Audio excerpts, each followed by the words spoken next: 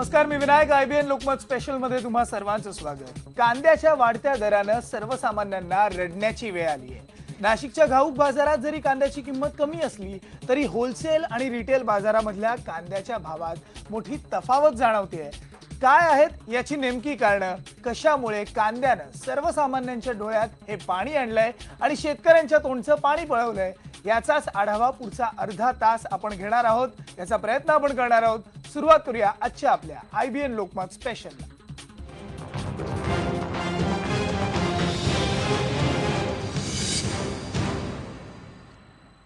पुन्हा एकदा कांद्याच्या किमतीनं राजधानी दिल्लीमध्ये धुमाकूळ घातलेला आहे. साठेबाजीमुळे कांद्याच्या किमती वाढल्याचं दिल्लीकरांचं म्हणणं आहे.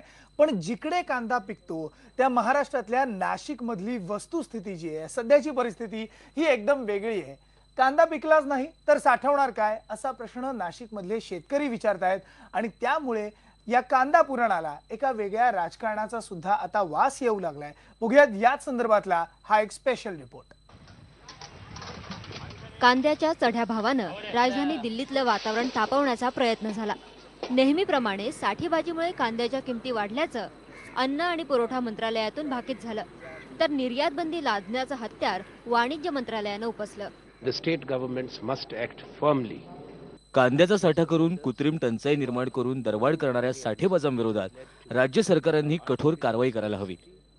And sharp escalation of prices. प्रत्यक्षात नाशिकमध्ये परिस्थिती वेगळी आहे. गेल्या वर्षीच्या कमी पावसामुळे कांद्याच्या पिकात 50% घट झाली आहे. राज्यातल्या कांदा लागवडीतली घट कशी आहे बघा. 2011-12 मध्ये 67,000 हेक्टरवर कांदा लागवड झाली, पण 2012-13 मध्ये फक्त 37,000 हेक्टरवर कांदा लागवड करण्यात आली आहे. नवीन पीक येणार होतं, पण नुकत्याच झालेल्या परतीच्या पावसाचा फटका त्यालाही बसलाय. कांदा उत्पादक पट्ट्यात गेल्या वर्षी दुष्काळ पडला. सुदैवानं यावर्षी चांगला पाऊस झाला, पण अतिवृष्टीमुळे जो स्टॉक होता आणि जे पीक होतं ते खराब झालं.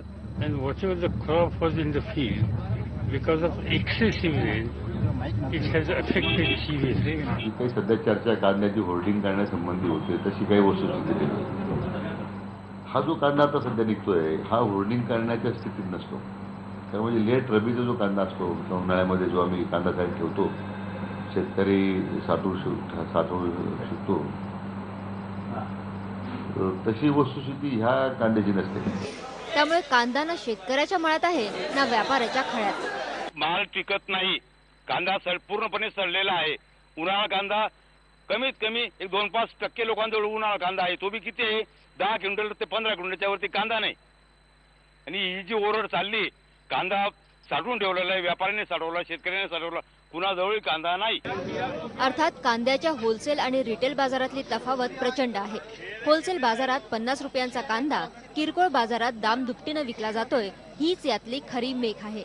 बाजारात कांदा महाग असला तरी राजकारणासाठी मात्र तो खूपच स्वस्त आहे. कदाचित दिल्लीची निवडणूक हेच कांद्याच्या या अर्थकारणामागचं राजकारण असू शकतं. Bureau report, IBN Lokmat, Nashik. काय नेमकी परिस्थिती आहे ही आपण पाहिली, पण कांद्याचे दर हे गेल्या 3 महिन्यात वाढलेले आहेत. घाऊक बाजारातल्या कांद्याच्या दरात आणि किरकोळ बाजारातल्या दरात कमालीची तफावत बघायला मिळते. आपण एक नजर टाकूयात या दोन्ही बाजारपेठांमधले कांद्याचे भाव जे आहेत ते नेमके कसे वाढले आहेत त्यावर.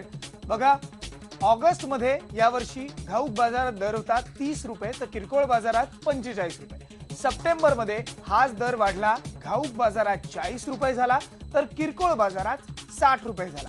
तर ऑक्टोबरच्या महिन्यात घाऊक बाजारात 50 रुपयाचा दर गेला तर किरकोळ बाजारात काही ठिकाणी 100 रुपये म्हणजे सेंचुरी सुद्धा या कांद्याने ठोकलेली आहे आणि सर्वसामान्यांना या कांद्यानं रडवलेलं सुद्धा. पण हा कांदा जो आहे तो नेमका का महागला, साठेबाजी झाली म्हणून की टंचाई आहे म्हणून, आणि याचबद्दल जाणून घेण्यासाठी आपण थेट जाऊयात नाशिकला. नाशिकमधून संपूर्ण देशाला मोठ्या प्रमाणावर कांद्याचा पुरवठा होतोय. याच विषयी बोलायला आपल्याबरोबर आहे आपली नाशिकची ब्युरो चीफ दीप्ती राऊत आणि तिच्या बरोबर आहेत काही कांदा उत्पादक शेतकरी आणि कांदा व्यापारी सुद्धा. दीप्ती, काय नेमकं घडतंय, काय कारण आहेत? हा कांदा घाऊक बाजारात एक वेगळी किंमत आहे, किरकोळ बाजारात एक वेगळी किंमत आहे, काय नेमकं घडतंय? विनायक, आपण शेतकऱ्यांकडूनच जाणून घेऊया, कारण का एक आपल्यासोबत शेतकऱ्यांचे प्रतिनिधी सुद्धा आहेत आणि व्यापाऱ्यांचे प्रतिनिधी सुद्धा आहेत की जे पूर्ण या कांद्याच्या चक्रामधले महत्त्वाचे असे घटक आहेत.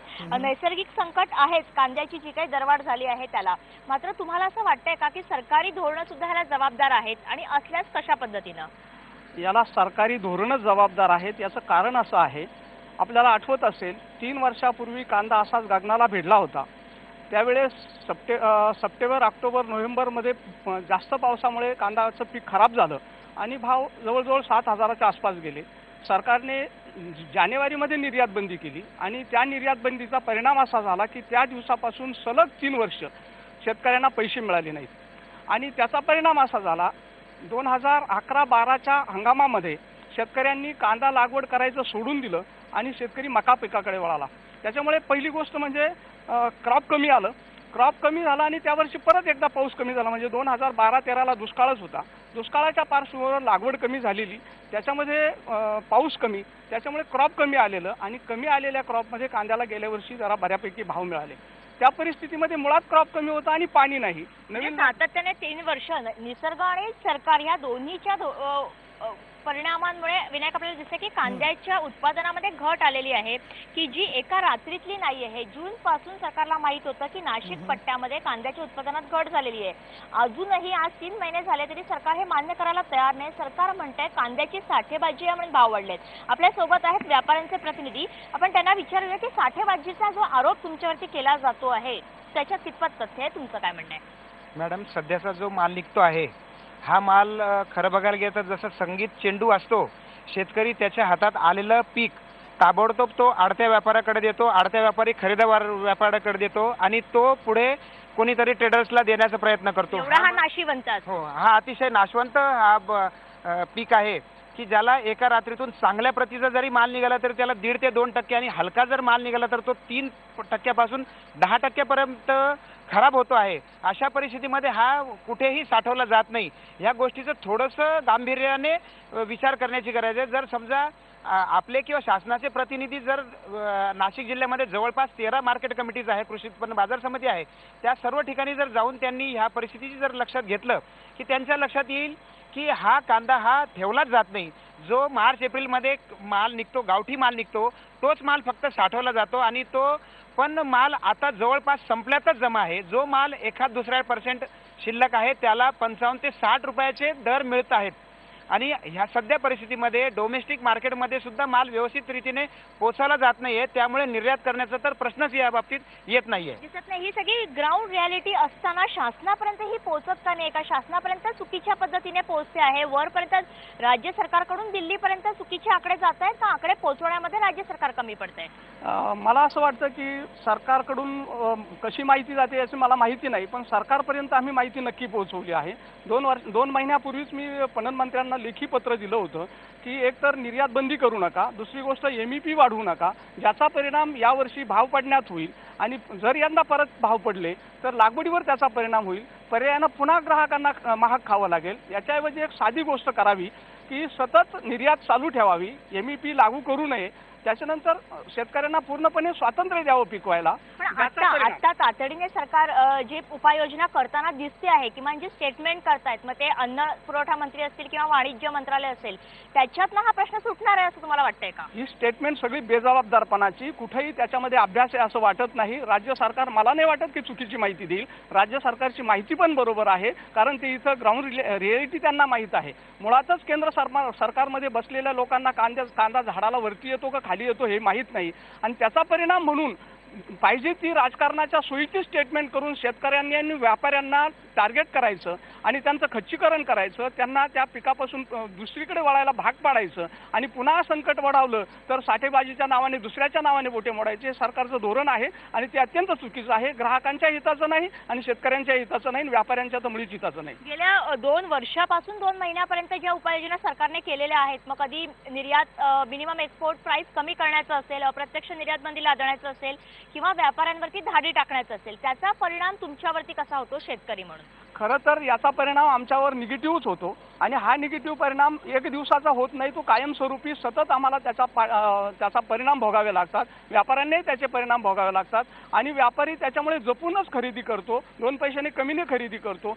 पण मधचा मीडिएटर, जो पैसे कमावणारा घटक कोण आहे, सगळेजण मीडिएटरकडे लक्ष देतात. याच्यामध्ये महत्त्वाचा जो घटक आहे तो ट्रान्सपोर्ट आहे आणि ट्रान्सपोर्ट वाढवण्याला जबाबदार सुद्धा केंद्र सरकार आहे. हे त्यांनी आधी तपासून बघावं, कारण नुसता कांद्याचा खरेदीचा दर दाखवण्यापेक्षा किंवा रिटेलचा दर दाखवण्यापेक्षा त्यांनी एकदा ट्रान्सपोर्टचा रेट काय आहे तो बघावं आणि तो का वाढला याचा अभ्यास करावा. मधले छुपे दर आहे, जसे म्हणतात की वाहतुकीचा दर असेल इथपासून ती मधली दलालांची साखळी आहे, तिथपर्यंत सरकार काही करायला धजत नाही आहे.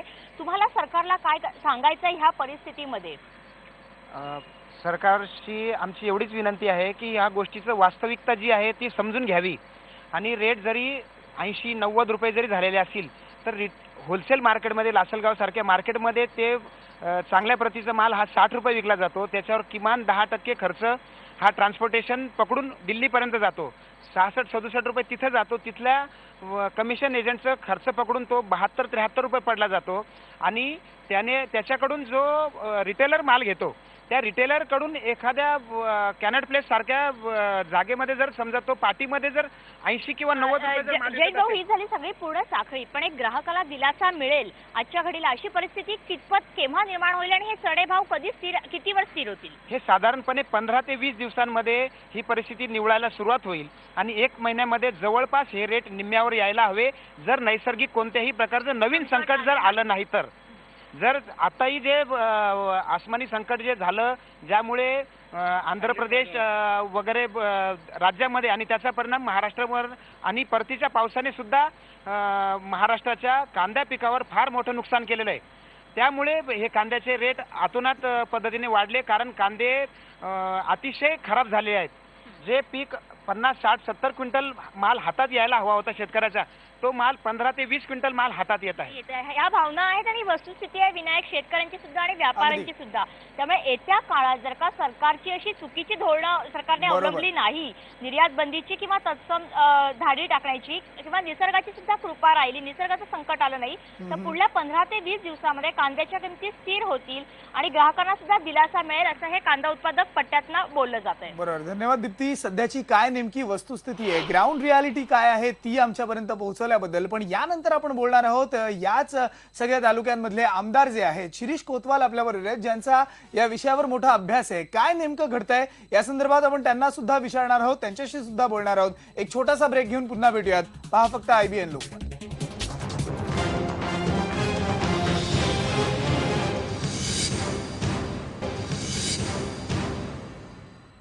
कांद्यानी सर्वसामान्यांचा चांगलाच वांदा केला आहे. ग्राउंड रियालिटी काय आहे ही आपण पाहिली, पण याच विषयी आता आपण बोलणार आहोत. आपल्याबरोबर आहेत कांदा उत्पादक तालुक्यामधले आमदार शिरीष कोतवाल. कोतवाल सर, स्वागत आहे तुमचं IBN लोकमत मध्ये. पण नेमकं काय घडतंय, का हा कांदा एवढा महागलेला आहे, किंवा का ही नेमकी तफावत जी आहे, घाऊक बाजारात वेगळा भाव, किरकोळ बाजारात वेगळा भाव, का हा बघायला मिळतोय? कांद्यानी का नेमका हा वांदा केला? मागच्या वर्षी मुळातच कांद्याची लागवड कमी पावसामुळे ही कमी झाली. मी मागच्या आता थोड्या वेळापूर्वी मी राज्याच्या कृषी मंत्र्यांच्या समोर बसलो होतो आणि चर्चा चालली होती, तर त्यांचे सचिव त्यांना सांगत होते की मागच्या वर्षी नाशिक मार्केट कमिटीमध्ये एका महिन्यामध्ये 36 लाख क्विंटल कांदा विक्रीला आला होता आणि या वर्षी नाशिक जिल्ह्यातल्या सगळ्या मार्केट कमिट्यांमध्ये मिळून एका महिन्यामध्ये अवघा 8 लाख क्विंटल कांदा विक्रीला आला आहे. मग जर एवढं कांद्याचं प्रमाण जर कमी असेल तर साहजिक आहे मागणी तेवढा जर पुरवठा झाला नाही तर त्याची टंचाई येणं साहजिक येणारच येते. त्यामुळे कांद्याच्या टंचाईला सरकार जबाबदार नाही, तर याला जबाबदार आहे कमी पडलेला पाऊस. सर, एक प्रश्न इकडे विचारला जातोय, कारण का या मुद्द्याची खूप चर्चा होते की कांद्याची साठेबाजी झाली आहे का, हा खरंच कांदा जो आहे तो साठेबाजी करू शकणार आहे का, हा जो आत्ताचा कांदा आहे त्याची साठेबाजी होऊ शकते का? नाही, आता याच्यामध्ये महत्वाचा विषय असा आहे की कांद्याचे 3 प्रकार. पोळ कांदा हा वरच्या पावसा म्हणजे पावसाच्या पाण्यावर येणारा पोळ कांदा. बरोबर. रांगडा कांदा ज्याच्या विहिरीला थोडं बरं पाणी आहे तो रांगडा कांदा घेतो आणि ज्याच्या विहिरीला थोडं त्यापेक्षा चांगलं पाणी आहे तो उन्हाळ कांद्याचं पीक घेतो. जे उन्हाळ कांद्याचं पीक येतं ते साधारण फेब्रुवारी मार्च नंतर उन्हाळा कांद्याचं पीक यायला सुरुवात होते, काढणीला सुरुवात होते आणि तो कांदा साधारण डिसेंबर पर्यंत टिकतो. पोळ कांदा जो लागला जातो, पोळ्याच्या दरम्यान जी कांद्याची लागवड होते त्याला पोळ कांदा म्हणतात. त्या पोळ कांद्याची साधारण 4 महिन्यामध्ये तो कांदा लावल्यानंतर निघायला सुरुवात होते आणि त्या पोळ कांद्याची टिकाऊ क्षमता ही कांदे शेतातनं काढल्यापासून अवघी 15 दिवस असते. त्यामुळे हा कांदा अजिबात हा साठवता येत नाही आणि निर्यात देखील करता येत नाही. त्यामुळे केंद्र सरकारनं कितीही निर्यात बंदी यावर लादायची ठरवली तर त्याचा परिणाम फारसा होईल असं मला वाटत नाही. पण यावरून जे सर राजकारण चाललेलं आहे त्याच्याकडे मग तुम्ही कसं बघता? या राजकारणाला मग तुम्ही काय उत्तर द्याल? आता या राजकारणाला उत्तर द्यायचं म्हटलं तर फक्त एकच उत्तर द्यावं लागेल की दिल्ली असेल, राजस्थान असेल, मध्य प्रदेश या ठिकाणच्या निवडणुका लागल्यात आणि या निवडणुकांमध्ये काहीतरी कोलीत हातामध्ये पाहिजे म्हणून या कांद्याचं राजकारण जी सत्तेत नसलेली लोक आहेत ते करतात.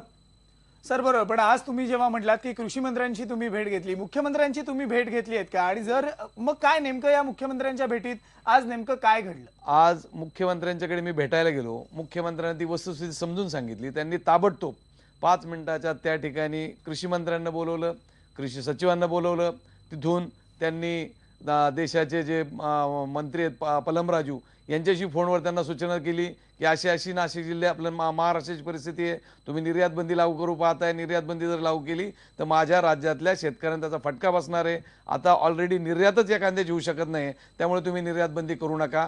शीला दीक्षित मॅडम यांना देखील सांगितलं मुख्यमंत्र्यांना दिल्लीच्या की तुम्ही नाशिकमध्ये या, आम्ही तुम्हाला तिथली सगळी व्यवस्था करून देतो. कॅश पैसे घेऊन या, शेतकऱ्यांकडून तुम्ही कांदा खरेदी करा आणि तुमच्या राज्यामध्ये विक्रीला घेऊन जा.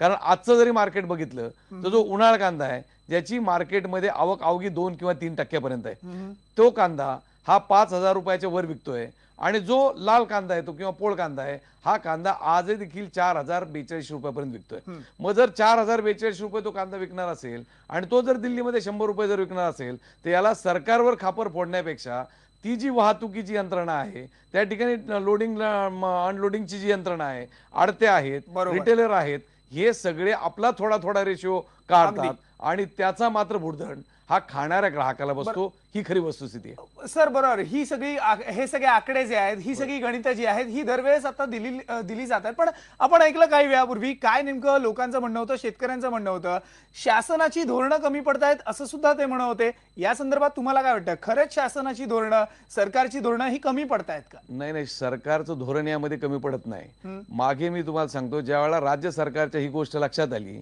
त्यावेळेला शेतकऱ्यांना कांद्याच्या चाळीचं अनुदान निर्माण करून दिलं.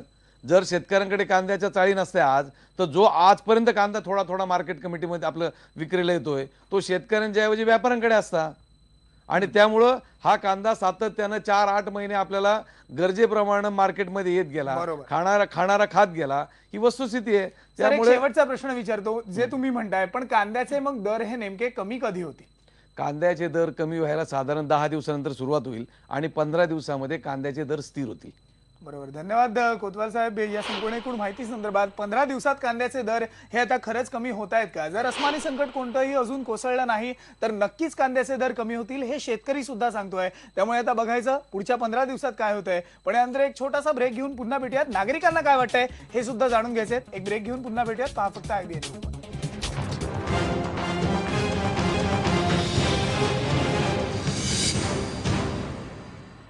आपण बघतोय घाऊक बाजारात जरी कांद्याच्या किमती कमी असल्या तरी किरकोळ बाजारात कांद्याच्या किमती वाढलेल्या बघायला मिळत आहेत. गेल्या 3 महिन्यातली परिस्थिती आपण पाहिली, ही जी तफावत आहे ती आता वाढत जाते आणि याचा सगळ्यात मोठा फटका बसतोय तो सर्वसामान्य नागरिकांना सुद्धा. कांद्याच्या याच दरवाढीबद्दल लोकांच्या काय प्रतिक्रिया आहेत त्या सुद्धा आम्ही जाणून घेतल्या. बिना कांद्याचं जेवण बनवते, दुसरा पर्यायच नाही. आता सरकारने काहीतरी त्याच्यावर केलं पाहिजे आणि कांदा कसं स्वस्त होईल ते बघितलं पाहिजे. मला परवडत नाही, मी पहिलाच घेऊन ठेवलंय. जेव्हा कमी होतं तेव्हा घेऊन ठेवलं होतं. सगळं आमचं गणित बिघडतंय कांद्यामुळे. इतनी बढ़ाई है तो कुछ समझ नहीं आ रहा है. लोग कहते हैं नेतागिरी की वजह से ही हो रहा है सब.